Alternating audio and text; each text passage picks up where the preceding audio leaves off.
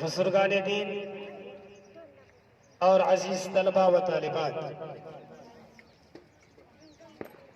یقیناً ہمارے اور آپ کے لیے بڑی خوشی اور مسرت کا مقام ہے کہ ہم اور آپ جس محفل اور جس مجلس کے اندر بیٹھے ہوئے ہیں، یقیناً یہ مجلس تمام تر مجلسوں کے اوپر فوقیت رکھتا ہے۔ وہ مجلس جس کے اوپر اللہ تبارک و تعالیٰ کی آسمانوں کی بلندی سے جہاں رحمت کا نزول ہوتا ہو، وہ مجلس ہے جس کے اوپر فرشتے بھی فخر اور گرو کرتے ہو۔ ایسے مجلسوں کے اوپر بعض سی آدمیوں ایسے ہوتے ہیں جس کو اللہ تبارک و تعالیٰ آنے کی توفیق عطا فرماتے ہیں۔ نہیں تو میرے محترم، آپ جانتے ہیں کہ آپ کے اس مسجد کے امام و خطیب جناب مولانا یحییٰ صاحب نے نامعلوم خطوط کتنے پہنچائے ہوں گے، اور آپ کی اس کالونی کے اندر باضابطہ طور پر گھر گھر جا جا کر کے یہ بات ان کی کانوں تک پہنچائے ہوں گے کہ آپ حضرات عصر تا عشاء تک کم از کم وہاں پر پہنچے، اور یہ چھوٹے چھوٹے معصوم بچے جو ہمارے اور آپ کے بیچ بیٹھے ہوئے ہیں، ان کی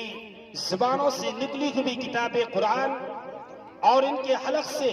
آقا مدنی علیہ الصلوۃ والتسلیم کی نعت مبارکہ سے ہم اور آپ فیضیابی حاصل کرتے ہیں۔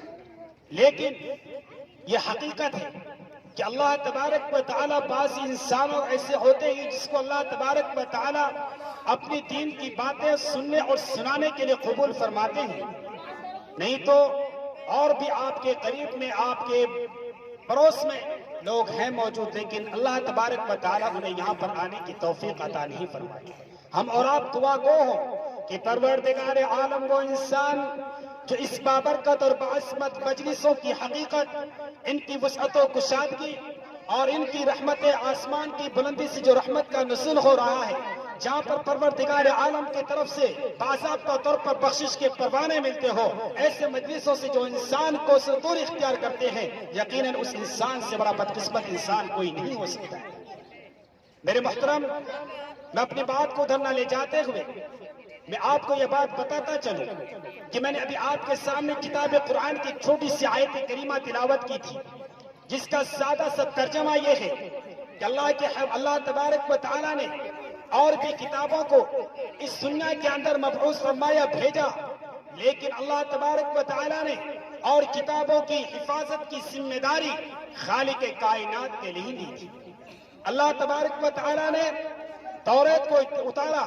زبور کو اتارا، انجیل کو اتارا، حتیٰ کہ اللہ تبارک و تعالیٰ نے اور بھی کتابیں اتاری، لیکن پروردگار عالم نے تمام تر کتابوں کی حفاظت کی ذمہ داری نہیں لی۔ حضرت موسیٰ علیہ الصلوۃ والتسلیم کو کتابیں دی، کوئی باضابطہ طور پر پروردگار عالم نے پابندی عائد کیا کہ موسیٰ تمہیں کتاب توریت دینے والا ہوں، لیکن شرط یہ ہے کہ تم اپنی معبد خانے کے اندر جا کر کے بیٹھ جاؤ، تب میں کتاب توریت تمہیں عنایت کروں گا۔ حضرت عیسیٰ علیہ الصلوۃ والسلام کو بھی اللہ تبارک و تعالیٰ نے کتابیں دی، لیکن اس کو بھی اللہ تبارک و تعالیٰ نے پابندی عائد کی کہ آپ اپنے معبد خانے کے اندر جا کر کے بیٹھ جائیے، میں آپ کو کتاب دوں گا۔ حتیٰ کہ اللہ تبارک و تعالیٰ نے اور نبیوں کو کتابیں دی، لیکن اللہ تبارک و تعالیٰ نے اس کے اوپر پابندی عائد کی کہ آپ اپنے معبد خانے کے اندر بیٹھ جائیے، باضابطہ طور پر ایک چلہ لگائیے، اس کے بعد میں کتابیں آپ کو دوں گا۔ لیکن قربان جاؤں نبی کی صداقت کے اوپر، قربان جاؤں آمنہ کے در یتیم کے اوپر، قربان جاؤں عبداللہ کے لخت جگر کے اوپر،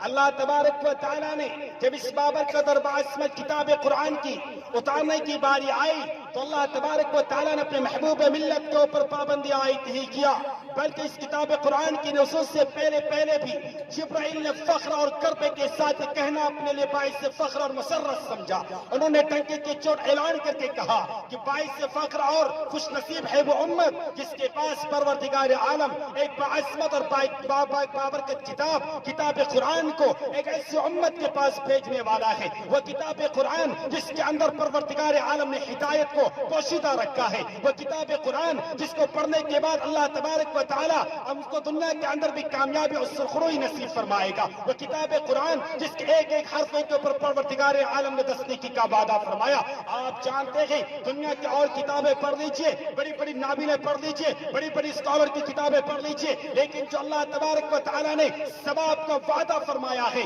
اور آپ کو معلوم ہونی چاہیے یہ وہ کتاب قرآن ہے جس کی ایک ایک حرف کو اوپر پروردگار عالم نے تصدیقی کا وعدہ فرمایا ہے۔ لیکن ساتھ ساتھ اللہ کے حبیب نے یہ بھی فرمایا جو انسان یہ کہنے پہ مجبور ہو جائے کہ میں کتاب قرآن پڑھ کر کے تھک گیا ہوں، یاد رکھے کہ وہ انسان کا دل نہیں گئے، وہ ایک چٹل میدان ہے، اس انسان کا دل ایک پتھر ہو چکا ہے۔ آپ کو معلوم ہونی چاہیے آپ ناول کی مطالعہ کریں گے دل بھر جائے گا، عشق اور معشوقی کی کہانی پڑھیں گے لیکن دل بھر جائے گا، لیکن اللہ تبارک و تعالیٰ نے کتاب قرآن کے اندر وہ چاشنیت رکھی ہے، کتاب قرآن کے اندر اللہ تبارک و تعالیٰ نے جاذبیت رکھی ہے، کتاب قرآن کے اندر اللہ نے وہ مقناطیسیت رکھی ہے کہ انسان پڑھتا جاتا ہے اور اس کی مٹھاس سے پڑھتی ہی چلی جاتی ہے۔ لیکن میرے بھائیوں ہم اور آپ اس کی عظمت سے، ان کی وقار سے اور تمام تر حقیقت سے ہم اور آپ ناواقف ہو چکے ہیں۔ میرے محترم آپ کو بتاتا چلو کہ یہ چھوٹے چھوٹے معصوم بچے اسی کے ذریعے سے اللہ تبارک و تعالیٰ اپنے بابرکت کتاب کی حفاظت کی ذمہ داری لیا ہے۔ آپ کو بتاتا چلو کہ آپ جانتے ہیں ایک شخص کا واقعہ لکھا ہے کتاب کے اندر، ایک شخص نے اس دنیا سے جانے سے پہلے باہر دیش جا رہا تھا گھومنے کے لیے، لیکن انہوں نے اپنی بیوی کو یہ وصیت کر کے گیا تھا کہ اگر میرا بیٹا اگر آپ کے وطن سے پیدا ہونے والا اگر وہ لڑکا ہوگا، اپنی بیوی سے کہہ کر کے جاتا ہے کہ اگر لڑکا ہوگا تو آپ اس کو مدرسے میں پڑھانا، کتاب قرآن کی تعلیم سے عام کرنا، اس بچوں کی دلوں کے اندر، ان بچے کی دل و دماغ کے اندر قرآن کی عظمت، ان کی عظمت کو بیٹھانا۔ چنانچہ جب وہ شخص باہر چلے جاتا ہے کچھ ہی دنوں کے بعد اس شخص کا انتقال ہو جاتا ہے، لیکن آپ کو بتاتا چلو انتقال ہونے کے بعد ٹھیک ہی کچھ دنوں کے بعد ان کی بیبی کے پیٹ سے بدن سے پیدا ہونے والا بچہ اللہ تبارک و تعالیٰ کے حکم سے یقیناً لڑکا ہی ہوتا ہے۔ اس حکم کے مطابق اس کی بیوی نے اپنے شوہر کی اس وصیت کو یاد رکھی تھی جو ان کے شوہر نے کہہ کر کے گیا تھا اگر تمہاری پیٹ سے پیدا ہونے والا اگر لڑکا ہوگا تو ان کو مدرسے کی چار دیواری میں ڈال دینا، ان کو مکتب میں پڑھانا تاکہ کتاب قرآن کی عظمت کو پہچان سکے، قرآن کی عظمت کو پہچان سکے، ان کی دلوں اور رگ و ریشوں کے اندر قرآن پاک کا ایک ایک نقطہ ان کے دل و دماغ میں بیٹھ جائے، اپنے ماں باپ کی عظمت کو پہچان سکے، رب کی ربوبیت کا اقرار کر سکے، نبی کی رسالت کا اقرار کر سکے اور اپنے دلوں کے اندر قرآن کی عظمت کو بیٹھا سکے۔ چنانچہ اپنے اس وصیت کے مطابق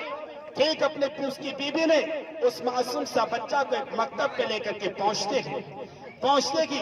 اس کی یہ بیوی کہنے پہ مجبور ہو جاتی ہے کہ میں اس چھوٹے سے بچے کے میں آپ کے پاس لے کر کے آئی ہوں کیونکہ میرے شوہر نے وصیت کر کے گیا تھا اگر تمہارے پیٹ سے پیدا ہونے والا اگر لڑکا ہوگا تو ان کو مدرسوں اور مکتبوں کے اندر پڑھانا۔ ٹھیک اسی وصیت کے مطابق جب اس بچے کو مکتب میں داخل کرایا جاتا ہے، جب اس بچے کو پڑھایا جاتا ہے بسم اللہ، تو حقیقت یہ جانیے کہ وہ بچہ صحیح طریقے سے اپنے تلفظ کی ادائیگی بھی نہیں کر پاتے ہیں۔ ادھر بچہ بسم اللہ کی تعلیم کو عام کرتا ہے کہ پروردگار عالم اس کو مغفرت کا پروانہ دے دیتا ہے۔ دعا کریں کہ اللہ تبارک و تعالیٰ ہمیں اور آپ کو قرآن کی عظمت سمجھنے کی توفیق عطا فرمائے اور قرآن کریم سے ہمیں اور آپ کو لگاؤ عطا فرمائے۔ وآخر الدعوانا الحمدللہ رب العالمین۔